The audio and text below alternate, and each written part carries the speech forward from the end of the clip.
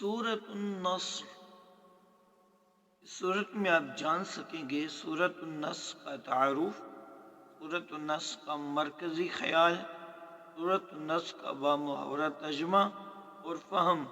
نصر کا معنی ہے مدد۔ مسلمانوں کے لیے اللہ تعالیٰ کی مدد کا وعدہ کیا گیا، اسی وجہ سے اس سورت کو سورۃ النصر کہتے ہیں۔ اس سورت کا دوسرا نام سورۃ التودیع ہے۔ تودیع کا معنی ہے کسی کو رخصت کرنا یا الوداع کہنا۔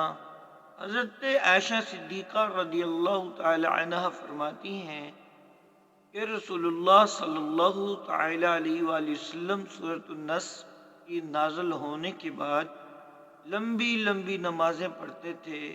جب بھی کوئی نماز پڑھتے تو یہ دعا مانگتے، سبحانک ربنا وبحمدک اللہم اغفر لی، اے ہمارے رب تو پاک ہے، ساری تعریفیں تیرے واسطے ہیں اور تو میری مغفرت فرما۔ سورۃ النصر وہ صورت ہے جو مکمل نازل ہوئی اور آخری صورت ہے۔ اس کے بعد کوئی بھی صورت جو مکمل نازل ہوئی ہے وہ نہیں ہے، یہی آخری صورت ہے۔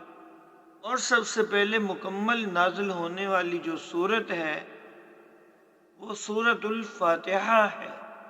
سورۃ النصر کا مرکزی خیال اللہ تعالیٰ کی مدد کا وعدہ، دین کے پھیلنے کی بشارت اور استغفار اور تسبیح کا حکم ہے۔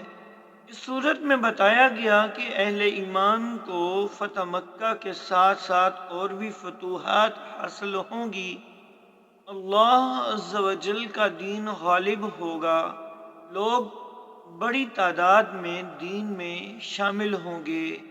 اس صورت میں حضرت محمد الرسول اللہ خاتم النبیین صلی اللہ تعالی علیہ وآلہ وسلم کے مشن کے غالب ہونے یعنی دین اسلام کے غالب ہونے کا ذکر ہے۔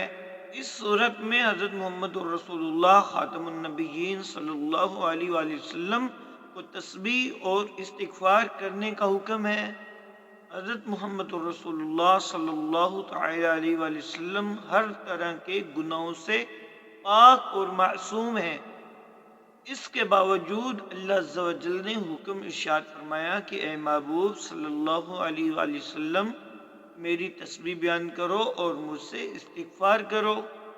اس صورت میں آپ صلی اللہ علیہ وآلہ وسلم کو استغفار کی تلقین در حقیقت امت کو تلقین ہے کہ وہ اور زیادہ اللہ تعالیٰ کی تسبیح کریں اور استغفار کا اہتمام کریں۔ اس صورت کا مطالعہ کرنے سے پتہ چلتا ہے کہ اللہ تعالیٰ نے مسلمانوں کے ساتھ مدد کا وعدہ فرمایا ہے۔ جب مسلمان اپنے دین پر ثابت قدم رہتے ہیں تو اللہ تعالیٰ انہیں دنیا اور آخرت میں کامیابی عطا فرماتا ہے اور دوسرے لوگوں کو بھی ان کا ہم نوا بنا دیتا ہے۔ بسم اللہ الرحمن الرحیم، اللہ کے نام سے شروع جو بڑا مہربان اور نہایت رحم والا۔ اذا جاء نصر اللہ والفتح، اے نبی خاتم النبیین صلی اللہ علیہ وآلہ وسلم جب اللہ تعالیٰ کی مدد اور فتح آ جائے، وَرَأَيْتَ النَّاسَ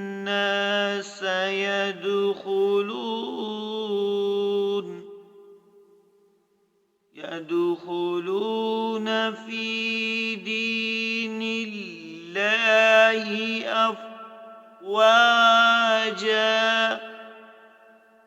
واو زبر وائس کا معنی ہے اور، رعیتا آپ نے دیکھا، الناسا لوگوں کو، یدخلون وہ داخل ہوتے ہیں، فی کا معنی میں، دین اللہ اللہ کے دین میں، افواجا فوج در فوج، معنی یہ ہوا اور آپ لوگوں کو دیکھیں کہ وہ فوج در فوج اللہ تعالیٰ کے دین میں داخل ہو رہے ہیں۔